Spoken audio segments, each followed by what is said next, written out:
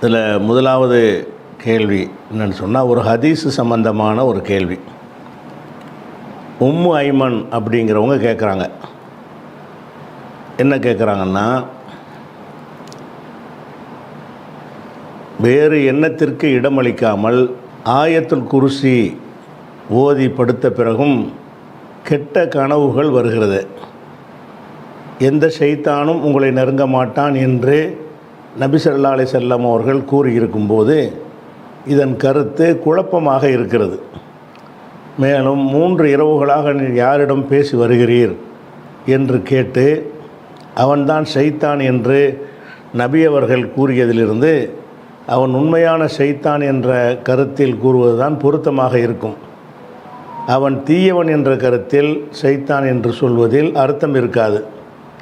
3 முறை வாக்குறுதியை மீறி திருட வந்தவன் தீயவன் என்பது யாரும் சொல்லி தெரிய வேண்டிய அளவிற்கு உள்ள இல்மு அல்ல. எனவே இந்த ஹதீஸ், இந்த புகாரி 2311வது ஹதீஸ் சரியானது தானா கேட்குறாங்க. அதாவது 2311வது புகாரியில் உள்ள ஹதீஸை பற்றி அது கொஞ்சம் குழப்பமாக இருக்கிறது பற்றி அவங்க சொல்லிவிட்டு இது சரியான ஹதீஸாக இருக்குமா அப்படின்னு கேட்குறாங்க. அப்படின்னா அந்த 2311வது ஹதீஸை ஏற்கனவே முழுசாக அறிந்தவர்களுக்கு தான் இந்த கேள்வி விளங்கும். விளங்காதவங்களுக்கு நம்ம முழுசாக அந்த ஹதீஸை சொல்லிவிட்டு இந்த கேள்விக்கு செல்லணும். அந்த ஹதீஸ் என்ன சொல்லுதுன்னு கேட்டால், அபூ ஹுரைரா ரலியல்லாஹு அன்ஹு அவர்களை ரமலானுடைய ஜக்காத்துன்னு சொன்னால் ஃபித்ராவை சொல்லுவாங்க. அந்த ரமலானுடைய ஜக்காத்தை நிர்வகிக்கிற பொறுப்பை ரசூல் ஸல்லல்லாஹு அலைஹி வஸல்லம் அவர்கள் எனக்கு தந்திருந்தார்கள். அபூ ஹுரைரா சொல்கிறார்.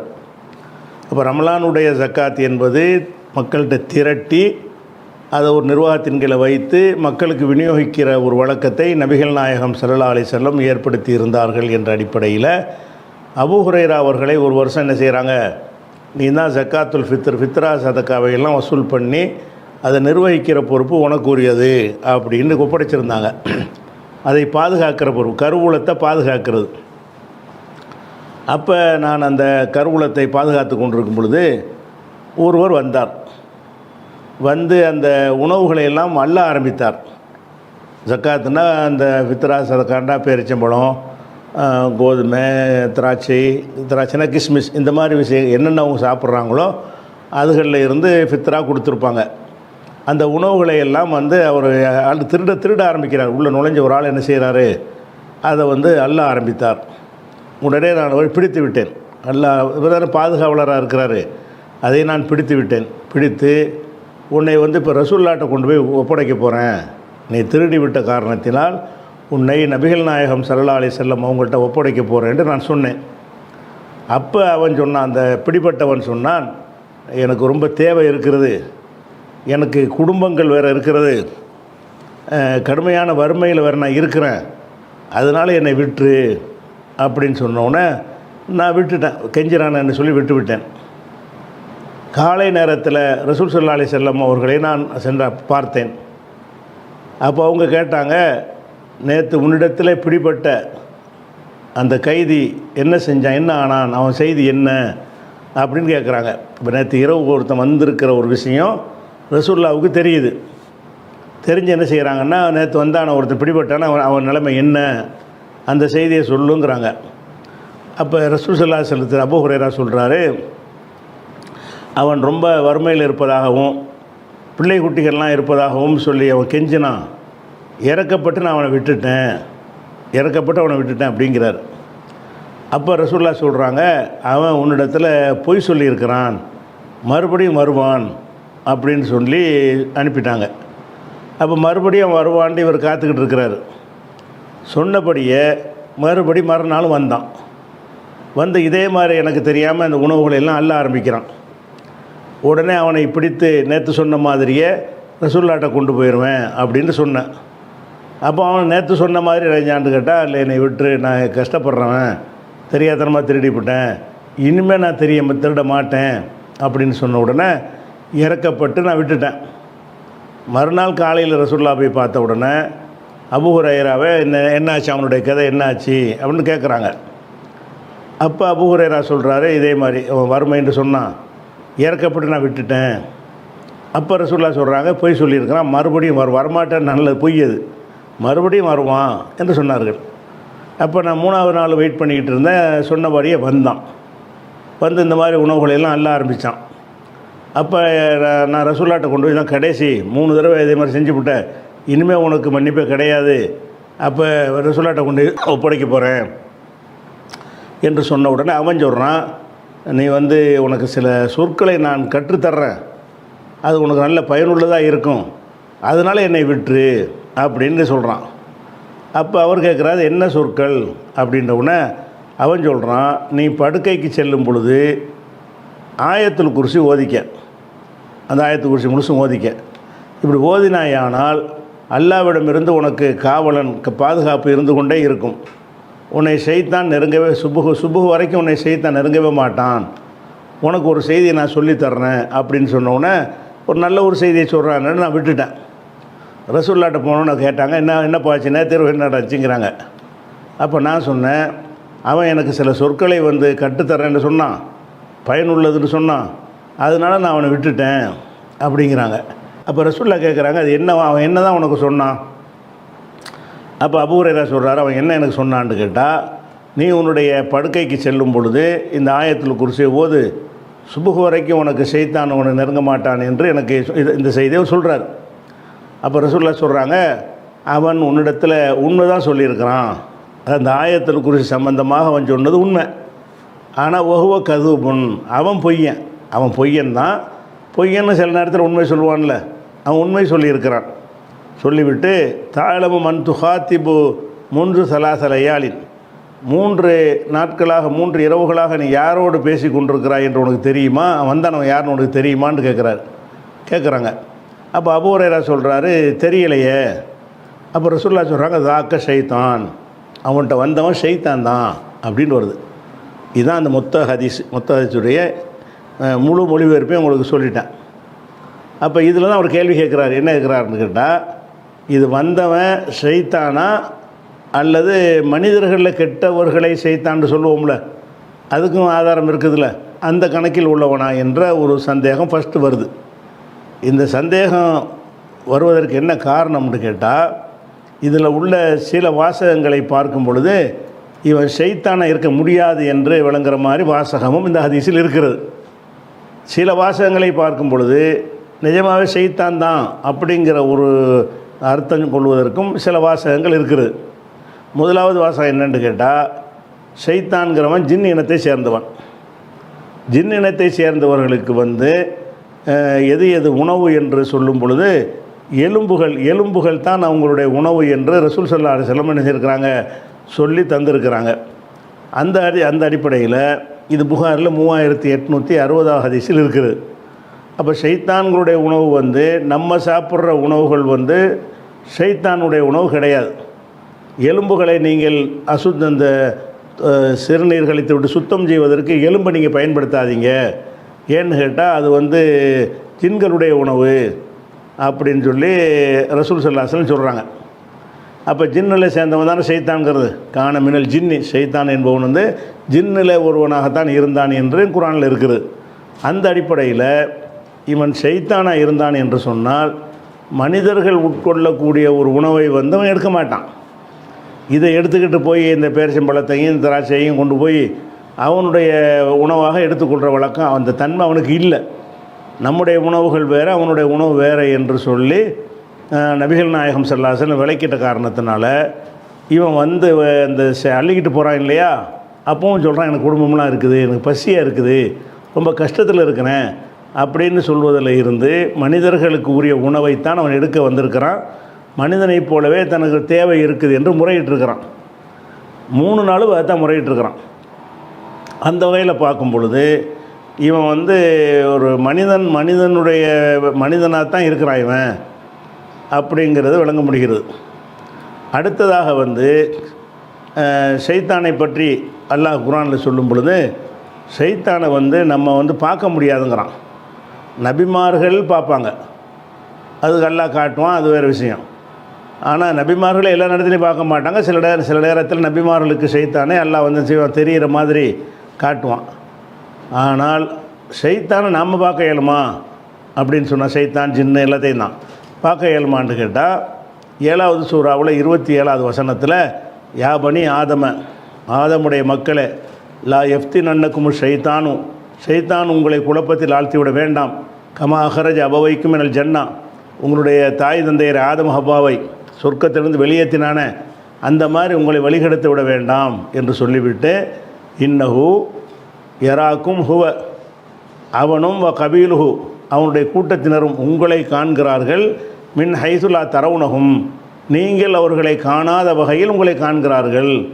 அப்போ ஷைத்தான்கள் வந்து உங்களை பார்க்குறாங்க, நீங்கள் ஷைத்தானை பார்க்க இயலாது, அதனால் கவனமாக இருந்துக்கிறங்க அப்படின்னு சொல்லி 7வது வசனத்தில் 27 வசனத்தில் ஷைத்தானை சொல்லும்போதே, உனக்கு பார்க்க இயலாதுப்பா, ஷைத்தான் ஒருத்தன் இருக்கிறான், தெரியலையேன்னு அலட்சியமாக இருந்துடாத, அவன் உன்னை பார்த்துக்கிட்டு இருக்கிறான், நீ அவனை பார்க்கலை அப்படின்னு 27 வசனத்தில் சொல்லப்படுகிறது.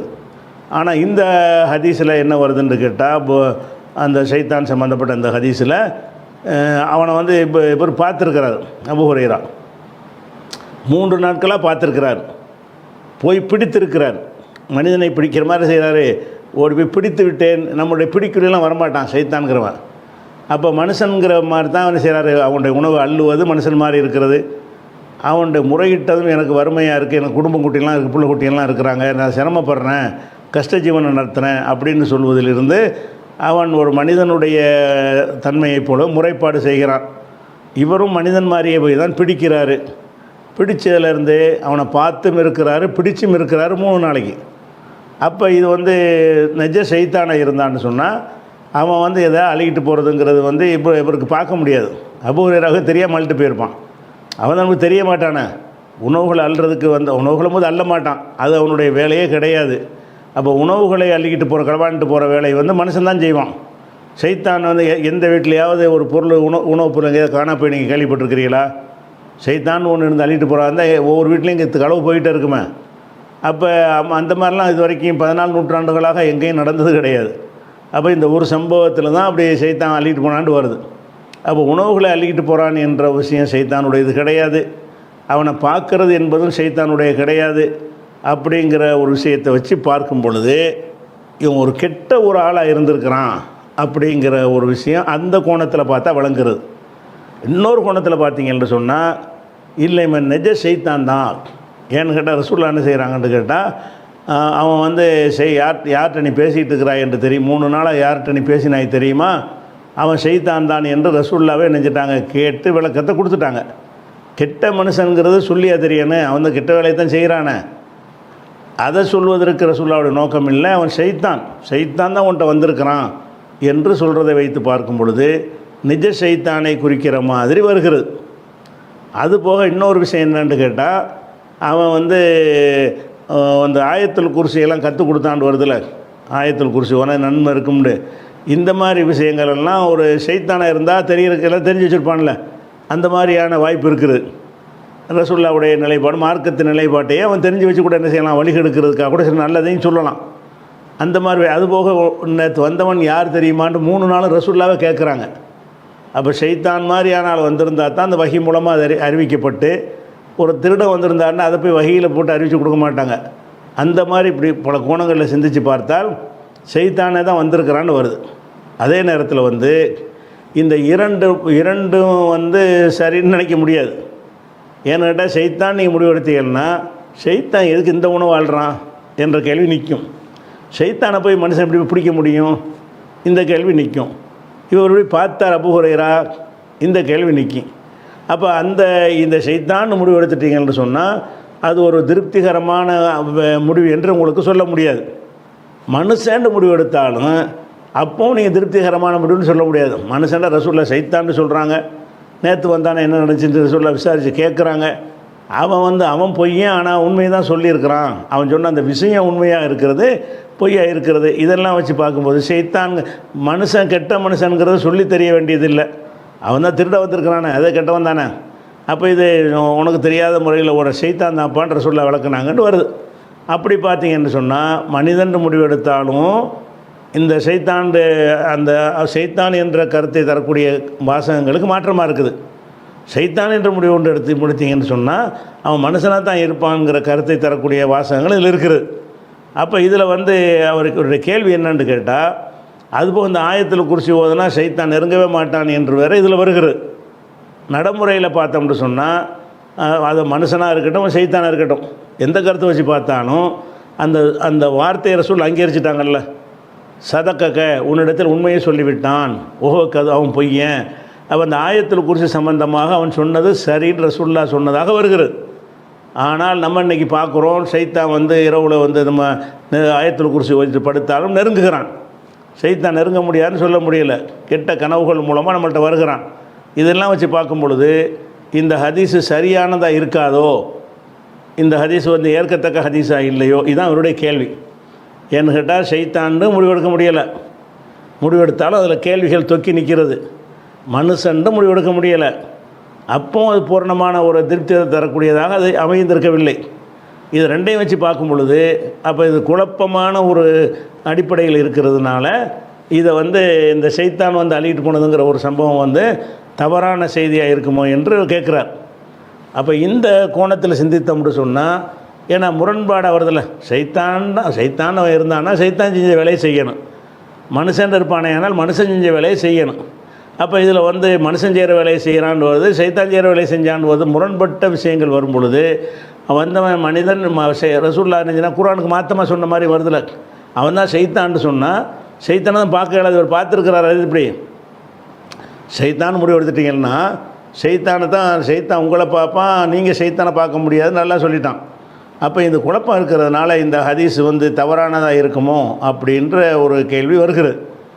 அந்த என்கிட்ட கண்டிப்பாக அந்த முரண்பாட்டுக்கு தீர்வு யாருமே சொல்ல முடியாது. நீ யார்கிட்ட கேட்டாலும் சரி, இந்த ஷைத்தான் தான் என்பதில் எதிராக என்ன கேள்வி கேட்குறோமோ அதுக்கு அவங்களுக்கு பதில் சொல்ல முடியாது.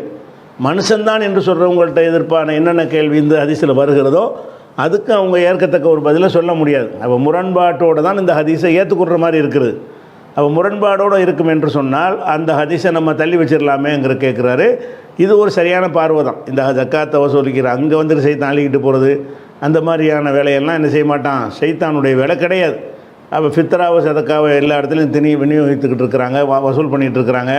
அங்கே எல்லாம் களவாண்டுட்டா போகிறாமா, களவாங்க தேவை என்ன இருக்குது, ஷைத்தான் வந்து களவாண்டு போகிறது தேவையே இல்லை. இப்படி வர்றதுனால இந்த சம்பவமே டவுட்ஃபுல்லாக தான் இருக்கிறது என்று எடுத்துக்கொள்ளலாமன்னா சரியான முடிவை எடுப்பதாக இருந்தால் அப்படி தான் எடுக்கணும். ஆனால் சில இதில் அம்சங்களை நம்மளே நினைஞ்சிருப்போம், ஷைத்தான் சொன்னால் கூட உண்மையை சொன்னால் ஏற்றுக்கணும் என்பதற்கெல்லாம் ஆதாரமாக இதை வச்சு பேசியிருக்கிறோம். இதில் உள்ள சின்ன பாயிண்ட்களை எடுத்துக்கொண்டு போதால் ஜக்காத்தை வசூலிப்பதற்கு அபூ ஹுரைரா நியமித்திருந்தார்கள்னா ஃபித்ரா சதக்காவை வசூலித்து என்ன செய்யலாம், விநியோகம் என்பதற்கு கூட அந்த ஹதீஸன் ஆதாரமாக காட்டுவோம். துணுக்காக காட்டும் பொழுது அது கரெக்டு மாதிரி தெரிகிறது. ஒட்டுமொத்த ஹதீஸையும் வச்சு பார்க்கும் பொழுது முதல்ல இந்த ஹதீஸு சரியா, ஷைத்தானா மனுஷனா, அது தீர்வு வரணும். ஷைத்தாண்டு வந்தீங்கன்னா மனுஷன் சொல்வதற்குரிய எந்த காரணத்துக்கும் பதில் இருக்கணும். இல்லை மனுஷன்தான் என்று சொல்வீர்களே ஆனால் அவன் ஷைத்தான் இல்லைங்கிறதுக்குரிய அனைத்து காரணங்களுக்கும் பதில் இருக்கணும். அப்போ இந்த சைட்லேருந்து கேட்குற கேள்விக்கு அந்த சைட்லேருந்து பதில் வர மாட்டேங்குது. நம்மளே ரெண்டு சைடில் இருந்துக்கிறோமே. நான் வந்து ஷைத்தான்கிற சைடில் நின்று கொண்டு சில கேள்விகள் கேட்டால் மனிதன்கிற சைட்லேருந்து சொல்லக்கூடியவங்களுக்கு அதுக்கு ஆன்சர் சொல்ல முடியலை. நான் மனிதன் என்று அவனை வைத்துக்கொண்டு நான் சில கேள்விகளை கேட்டால் அது ஷைத்தான் தான் என்று சொல்லக்கூடியவங்களால் வந்து ஏற்கத்தக்க பதில் சொல்ல முடியாது. அந்த மாதிரி ஒரு குழப்பம் இருக்கும் என்று சொன்னால் வஹீயில் வந்து மார்க்க விஷயத்தில் குழப்பம் வராது. அதனால் இது வந்து இப்லீஸ் அவர் பார்த்தது போனதெல்லாம் வந்து பார்த்தோம்னு சொன்னால் இது நடந்திருக்க முடியாத ஒரு ஊடுருவல் மாதிரி கருவதற்கு தான் அதிகமான இடம் இருக்குது. அப்படி எடுத்துகிட்டு போயிடலாம். ஏன்னு கேட்டால் இது ஷைத்தானான்னு முடிவு எடுத்தால் தானே பின்பற்றுன்னு அவசியம் வரும், அல்ல மனுஷன்தான் முடிவு எடுத்தால் தானே பின்பற்றின அவசியம் வரும். இது சம்பவமே உண்மையா என்பதில் டவுட் வரும் பொழுது இதை நம்ம தவிர்த்து விடுவது நல்லதாக இருக்கிறது. ஏன்னாட்டா இதை சொன்னாலும் திருப்தி அடையக்கூடிய பதில் கிடைக்க மாட்டேங்குது. அதனால் வந்து அதை சந்தேகத்துக்குரிய ஹதீஸாக நம்ம விட்டுறலாம்.